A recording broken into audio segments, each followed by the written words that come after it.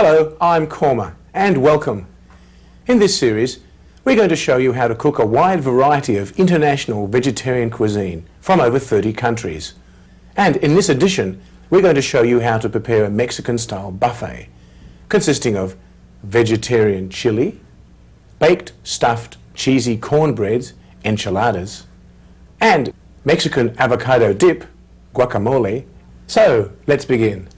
I thought we'd start this section with a lovely Mexican-style chili bean dish. It's a nourishing and tasty combination of beans, vegetables, tomatoes, lots of spices, chilies of course, and enriched with some lovely homemade curd cheese or paneer. It's also a very, very popular dish whenever I serve it on dinners and festive occasions. It's great for a buffet also. Let's have a look at our ingredients over here. We've got 3 cups of kidney beans over here. They've been soaked overnight in water and boiled until they're butter soft. Let me fish one out for you here and give it a squeeze. See, lovely soft, melts between the fingers. That's how it should be. As well as the kidney beans, we've got some other lovely ingredients, starting with our curd over here. This is curd cheese, homemade light cheese from boiling milk and curdling it. There's 1 cup of curd here. I'm going to crumble it up and put it in our dish. Alternatively, you could use tofu or you could use cottage cheese. We've got 3 cups of tomatoes here. They were blanched, peeled and chopped up into little pieces. On our large platter, all sorts of lovely colourful things here, we're starting off with olive oil, 2 tablespoons of lovely virgin olive oil, 2 hot green jalapeno chilies, more about those a little later. These have been seeded and chopped into little tiny pieces. We've got half a cup of green peppers chopped, half a cup of celery chopped, and half a cup of cooked corn pieces, 3/4 of a cup of tomato paste. We've got a teaspoon of ground cumin, 1½ teaspoons of salt, 1/4 teaspoon of freshly ground black pepper, 1 teaspoon of cayenne pepper or chili powder, 1/4 teaspoon of yellow asafoetida powder, a tablespoon of soft brown sugar, and 2 tablespoons of chopped fresh parsley. So the first thing we're going to do here is to make a little bit of adjustment, move our beans over to there. Put our pan on our front burner. Good, heavy, solid cast iron pan is lovely, ideal for this sort of thing. And we're going to warm it up, pop in our olive oil and saute some of our ingredients here.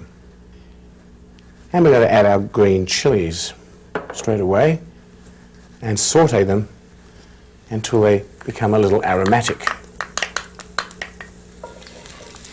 This infuses all the cooking oil with a lovely chili flavour.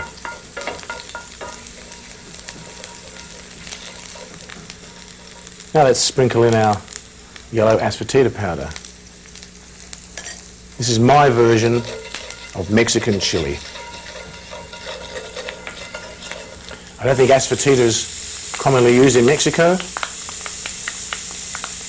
but it's an irreplaceable ingredient in my kitchen.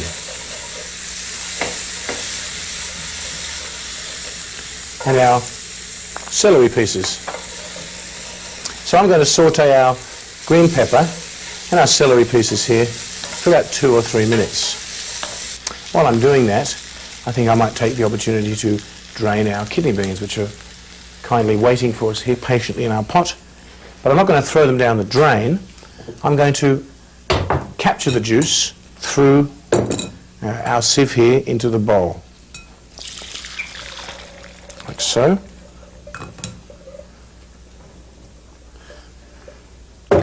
This liquid I'm going to keep because it makes a great gravy. Just in case the chili dish at the end is a bit dry, we can slurp in a little bit of kidney bean juice, or else you can just keep it for soup stocks. So this is looking lovely. I think we'll slide in another couple of ingredients here. Starting with our corn and our tomatoes. Lovely fresh tomatoes. A very common ingredient indeed in Mexican style cooking. This is looking very colourful already.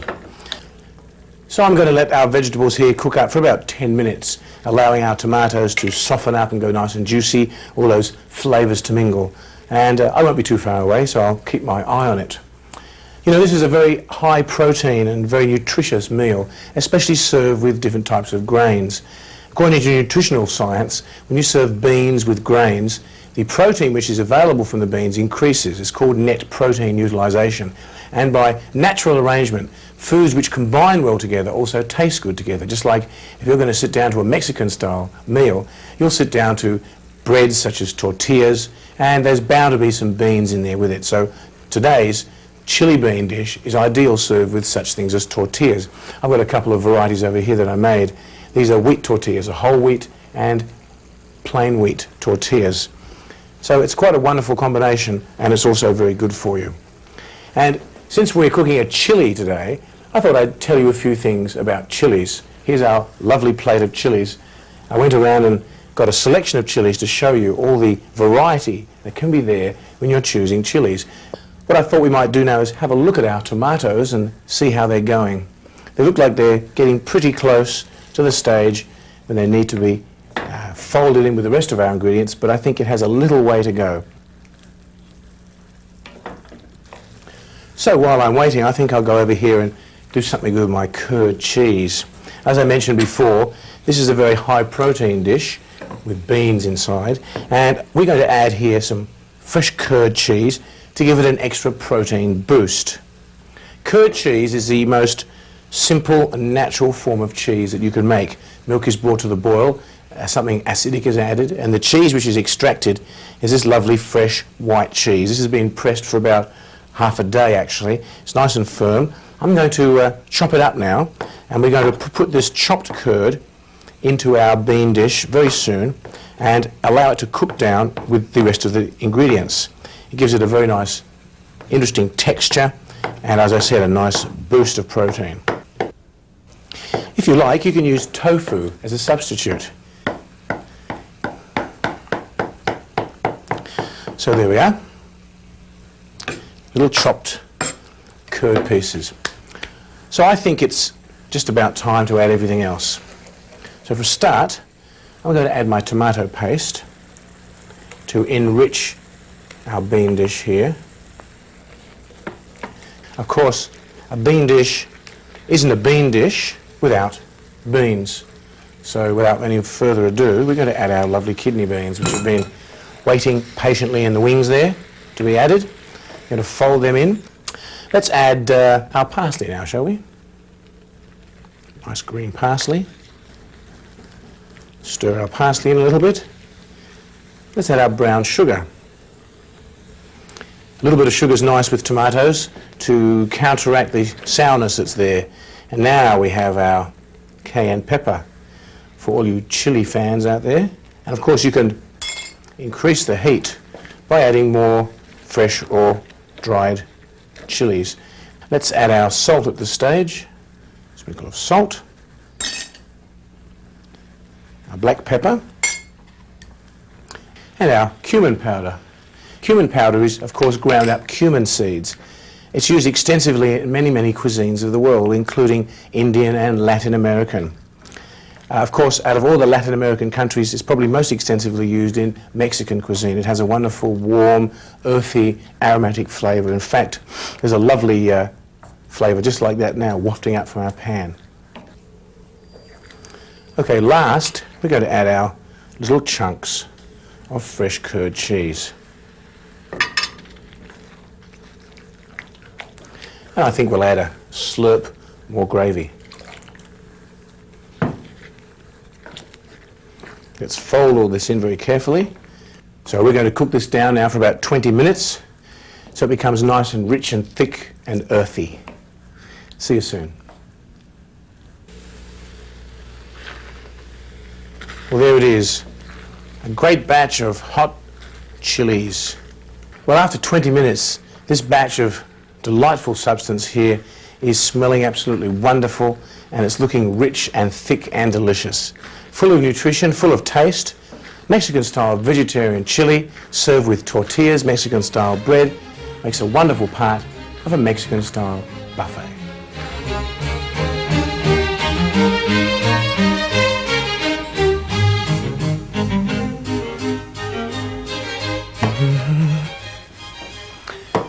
Baked, stuffed, cheesy cornbreads, enchiladas, is a very, very richly indulgent but delicious dish. made from corn tortillas that are fried momentarily, folded over a beautiful filling with spinach and corn and cheese and lovely spices, and then smothered with tomato sauce and lots more cheese and baked in the oven, and then served with a delicious dip of sour cream.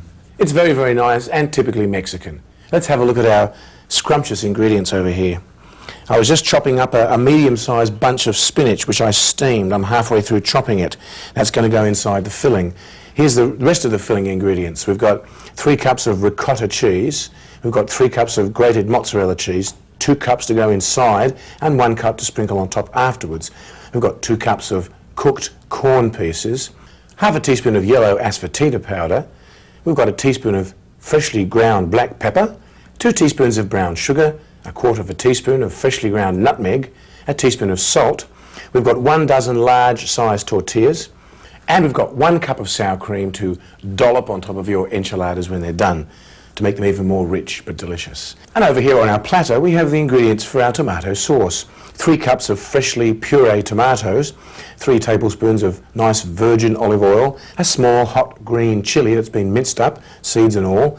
We've got a quarter of a teaspoon of yellow asafoetida powder, 4 teaspoons of ground cumin, 1 tablespoon of ground coriander. We've got a cup of tomato paste, 2 teaspoons of salt, and 2 teaspoons of brown sugar. So the first thing I'm going to do is to heat up my oil to make my sauce in our nice heavy iron pan here. This is a wonderful frying pan for all sorts of nice sauce dishes, nice and heavy and very, very practical. In goes our olive oil. We'll let that heat up for a few seconds. Now the chili that I'm going to be using now is a minced up serrano. Here's a nice specimen of a serrano chili. As I was explaining before, the serranos are quite hot, and the way you can tell whether a chili is hot or not by looking at it, apart from tasting it, is to examine it. Nice pungent chilies have a very narrow shoulder and pointy ends, and the narrower the shoulder and the pointier the end, the hotter the chili. So the oil is hot. Let's pop in our ground up chilies. In they go. Chilies are also rich in vitamin A and C. Give them a bit of a stir up. Our yellow asafoetida powder. Ground up cumin, very authentic Mexican flavour. Coriander. Because they're powdered spices, they should only be sautéed for a second. Let's put in our tomato puree.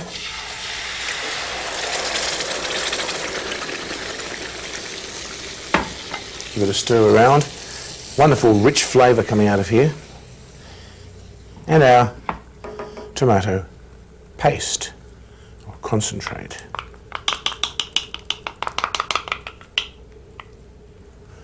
So I'm going to cook my tomato sauce down for about 20, 25, 30 minutes, just until it's properly thickened on a reasonably low flame. And while we're doing that, we can do a few other things over here, starting with our filling for the enchiladas. Let's bring our lovely big bowl over here. I'm going to finish chopping up my spinach. This was a medium-sized bunch, as I said, of spinach, which was just put into hot water for a couple of minutes to soften it up. I don't like to cook my spinach too long, just to preserve that lovely green colour. So let's get all our lovely fresh spinach, pop it into our bowl here, like so, and let's add our other ingredients, starting with our corn. Start with our fresh corn that's been pre-cooked, along with our pre-cooked spinach. We've got our mozzarella cheese, leaving the rest for the garnish on top. We've got our ricotta cheese, big lump of juicy ricotta. We've got our yellow asafoetida powder, lots of nice cracked black peppercorns, some brown sugar, some nutmeg. I always use nutmeg as much as possible when I'm using a spinach ingredient, because nutmeg and spinach go wonderfully together. Now let's combine all that. Wonderful fragrance of the nutmeg. A lovely filling for enchiladas.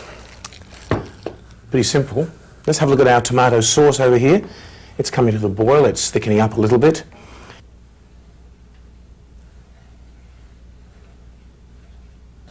Let's turn on our oil here. Now, our filling's made, our sauce is cooking down, the oil's heating up, ready to fry our tortillas. Let's have a look at our tortillas over here, by the way. These are the staple breads of Mexico, Central and South America. They're actually made from parched corn, which has been powdered in a stone mortar called a metate, and then treated with lime. That mixture is then called nixtamal. These are machine-made, but the traditional tortillas are baked on a large terracotta griddle called a comal. This is the flour that's made from parched corn. So the first thing I'm going to do is to lightly fry up our tortillas over here in our hot oil. We've got actually a dozen of them here, sitting, waiting patiently to be fried. Our oil looks like it's almost hot enough. Another couple of seconds, there's a slight haze above the oil. Let's take one tortilla, like so, and gently lower it into the oil. We need to hold it down for about 10 seconds. Amazing, these little things puff up like little balloons. Turn him over. And that's all that's required, just a quick frying. We'll stand him up in our draining pan, cook another one. So we've got 12 tortillas here to fry up. That won't take very long. Well, our lovely rich tomato sauce is done. It's been about 15 minutes. Let's turn off the flame and add our salt and our brown sugar. Stir it all in to give our tomato sauce its finishing touches. There we are. So our tortillas are done. Lovely little tortillas, soft and pliable. Our sauce is done, our filling's done, so all we have to do now is to pop it all together. So let's assemble everything here on our tray. First thing we're going to do is to line up a few of our tortillas, like so. As I mentioned before, when you fry them, they go nice and soft and pliable, so you can do all sorts of things with them, such as fold them up, roll them up, or whatever. Let's take a little bit of sauce and place it on top of each tortilla, like so. And we're going to spread that tomato sauce just to make a nice thin coating before we put our filling inside. Let's get our spatula, spread it all around. This is a very aromatic sauce due to the presence of our aromatic spices, namely pepper, asafoetida, cumin and coriander. Especially that cumin flavour is very typically Mexican. Here we go. Now, let's take a spoonful of filling and place it in the centre of each tortilla. Let's fold these over like so. Nice pliable tortillas make it very easy to do this. If they were crispy, it would be very difficult. There we are, that's half of our enchiladas done. Let's pop them on our baking tray. Like so. We should be able to fit 3 lengthways. Our tray is just the right size. Look at that. It was made for this recipe. Let's butt them up really close together and we should be able to very, very neatly fit 12 delicious enchiladas on our tray. This is the fun part. This is the part I enjoy the most about enchiladas. You can just really slap that sauce on and really get engrossed in your work. That's a nice thing about cooking. It's something you can really engross yourself in and you can let out all your inhibitions and bottled up feelings without any problems. Aid of our little spatula. Let's not waste a drop of this lovely stuff. There we go. Now, I think I'll spread the rest of it out so every one of those little enchiladas is smothered in sauce.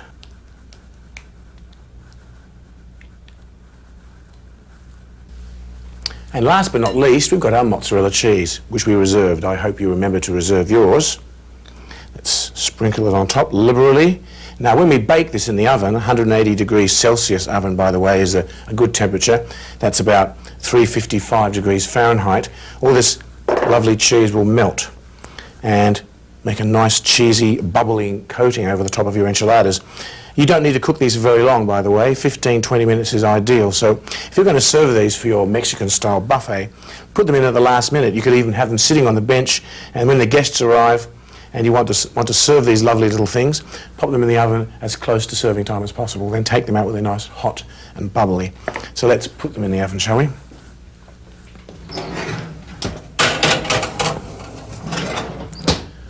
I'll see you in 15 minutes. Wow, they're looking great. Wonderful aromas wafting out of the oven here. Bubbling, cheesy enchiladas. Feast your eyes on those. Well, we've got a little serving suggestion here. When those guests come and they're hungry, give them a nice plate with a couple of big, juicy enchiladas with the cheese melting over the top like this. Whoa, there's one. Another beautiful enchilada. Here it comes. The cheese is just oozing all over the place here. And a nice bowl of sour cream. Hot cheesy enchiladas. Tijuana, try one.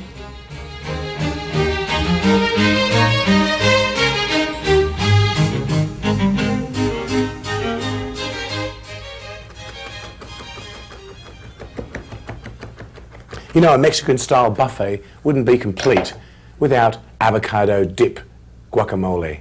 It's a fabulous combination of juicy, plump avocados, nice minced up tomatoes and chilies and coriander, lime juice, all sorts of lovely things.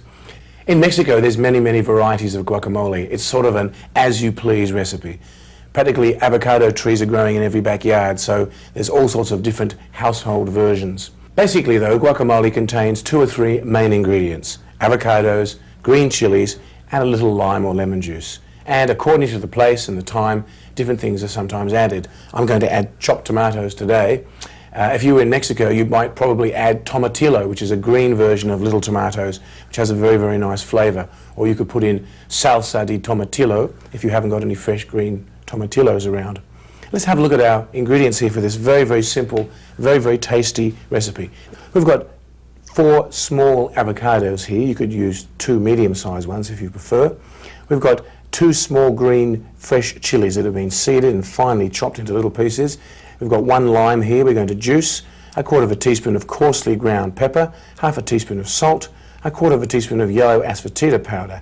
We've got 3 or 4 inner leaves of lettuce that we're going to cut up very, very finely, and we've got a few fresh coriander leaves. So let's begin by chopping up some of our ingredients. First of all, I'm going to move my tomatoes out of the way into my bowl here that the guacamole is going to go into, and I'm going to cut up one of my avocados. Let me show you the definitive method of cutting up an avocado. First of all, you should cut your avocado from the top all the way around like so, all the way into the stone in the center, and try to end up in the same spot that you started with. Then take the avocado like so and twist it, and there it opens up. Now place 1/2 down on the board, and the other half, take the knife, twist the stone. I'll try that again. Let's twist the stone and out it comes. Avocado is very, very rich and very, very delicious, as you probably noticed, and it's also easy to digest. So there's our avocados all nicely de-pitted. Now I'm going to show you how to take the flesh out of your avocado skin with the least amount of problems. Take 1/2 like so, take a spoon, insert the spoon in between the skin and the fruit, and scoop out your 1/2 of avocado like so. We can put that aside in our bowl, and I'm going to go through and do all of these. So here's our lovely avocados that have been taken out of our avocado skins in a very painless manner in our bowl. Let's clean up our avocado bits here and bring our bowl over here and mash it to a pulp. This is where ripe avocados are very important. You can't mash avocados unless they're ripe. And fold everything together. Starting with our lettuce, lovely chiffonade of lettuce. We've got our fresh coriander leaves, our lovely lime juice, fresh green chilies,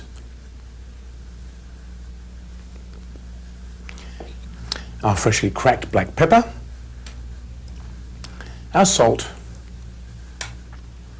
and our yellow asafoetida powder. That's my specialty for this guacamole salad. And now let's mix it all up.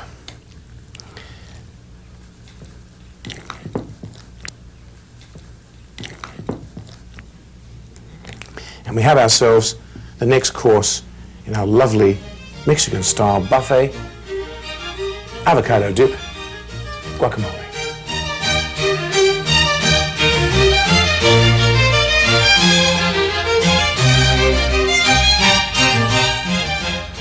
Well, that's it for this edition of Cooking with Kurma. I do hope you'll enjoy preparing these dishes as much as I've enjoyed sharing them with you.